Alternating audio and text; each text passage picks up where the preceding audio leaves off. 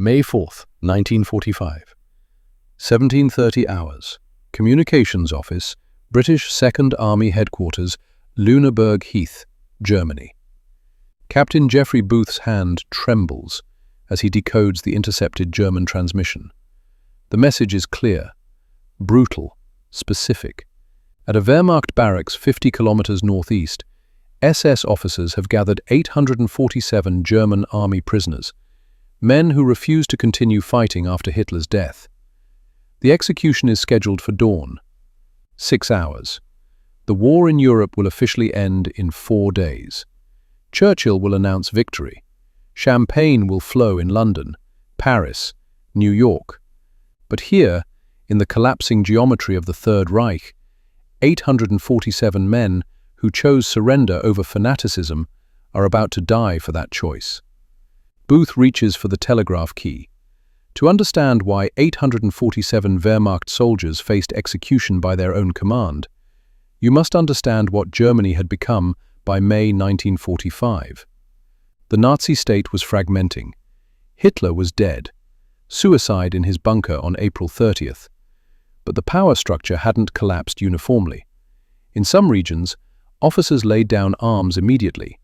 In others, hardline SS units maintained absolute control, enforcing loyalty through summary execution.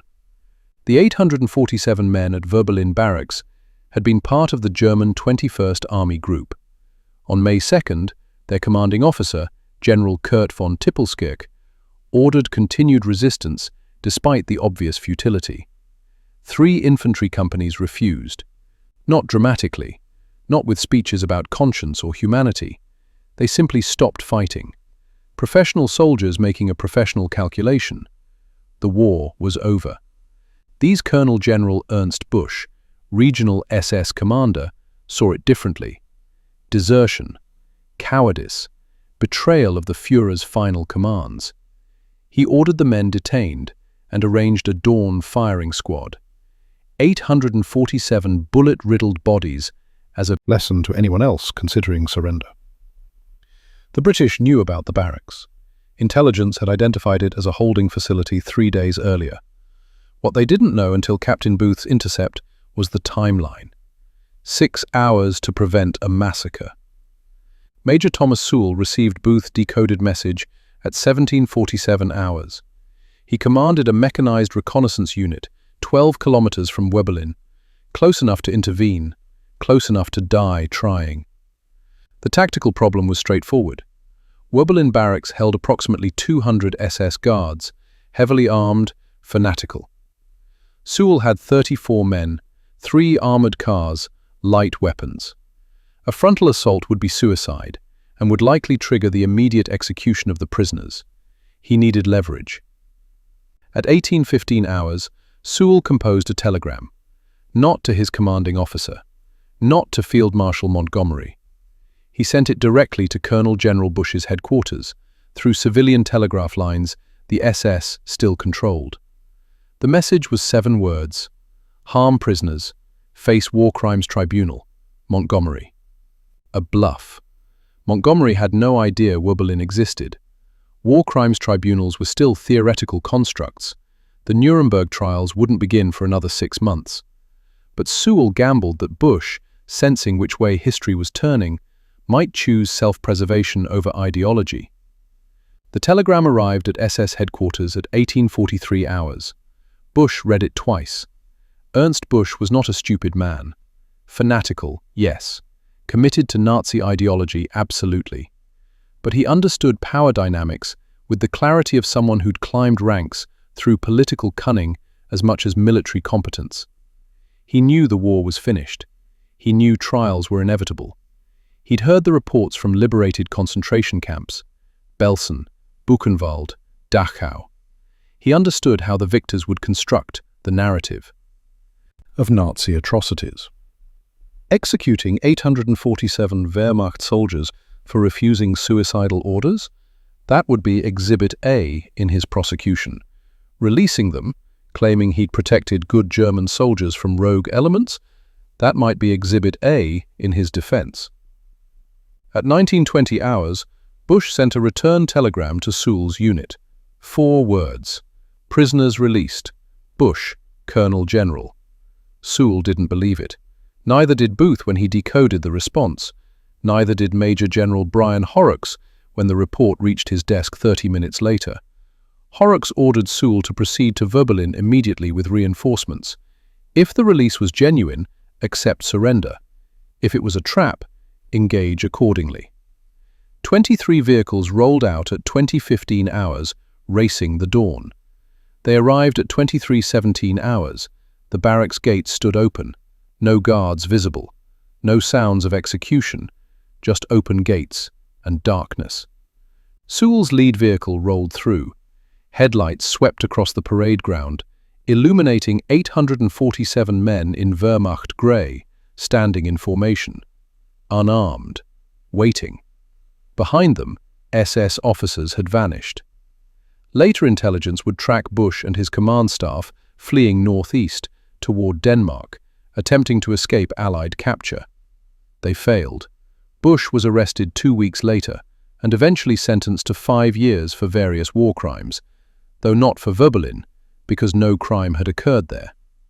Sergeant James Whitmore, Sewell's second, was the first British soldier to speak with the German prisoners. He found their senior officer, Lieutenant Klaus Rothman, at the front of the formation. "We are surrendered," Rothman said in careful English. "We request treatment according to Geneva Convention." Whitmore nodded. "You'll get it. Come on, lads. Let's get you out of here." The 847 men marched through the gates they'd expected to die behind. British trucks transported them to POW facilities in Lübeck. None were harmed. All eventually returned to Germany after standard processing. Captain Geoffrey Booth never met the men he saved. He filed his report, decoded another 100 intercepted messages over the next week, and mustered out in September 1945. He returned to Manchester, worked as an accountant, died in 1983. His obituary made no mention of Verbalin. Major Thomas Sewell rarely spoke about the telegram. When asked decades later why he'd taken such initiative, risking his career on an unsanctioned communication with enemy command, he shrugged. "Seemed the thing to do. Couldn't let 847 blokes die for no reason, could we?" The story didn't become public until 1978, when a researcher investigating SS command structures discovered the telegram exchange in declassified files. By then, most of the principals were dead or disinterested in publicity. But here's what matters. In the chaos of Germany's collapse, in the gap between Hitler's death and formal surrender, 847 men lived, because one British officer recognized the psychology of self-preservation and had access to a telegraph key. No dramatic confrontation, no heroic rescue under fire, just a calculated bluff delivered through civilian infrastructure, received by a war criminal smart enough to choose survival over ideology. The mathematics of morality are rarely simple.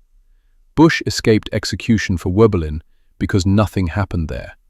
And nothing happened because he chose pragmatism over fanaticism. The 847 men owed their lives to a Nazi's cowardice, which isn't the moral clarity we prefer in our war stories, but they lived. Klaus Rothman, the Wehrmacht lieutenant who surrendered his men to Sergeant Whitmore, returned to Hamburg in 1946. He worked in shipping, raised 3 children, became a grandfather. In 1989, he gave a single interview about Verbalin to a local German television station. The interviewer asked if he felt gratitude toward the British officer who sent the telegram.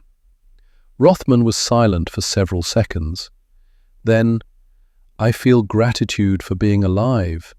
I feel sadness for the machinery that made such telegrams necessary. Mostly, I feel old and tired of remembering wars." He died in 1994, age 73, natural causes, surrounded by family. 847 men walked through those gates. They had families too, children who were born because a telegram arrived in time, grandchildren who exist because a British captain decoded a message and a British major understood the difference between ideology and survival instinct. History turns on such threads, fragile, temporary, insufficient, but sometimes just often enough to matter, sufficient. The telegram itself still exists in British military archives. File reference WO171 5281. 7 words on yellowed paper. You can request to see it if you're in London and fill out the proper forms. Harm prisoners. Face War Crimes Tribunal. Montgomery.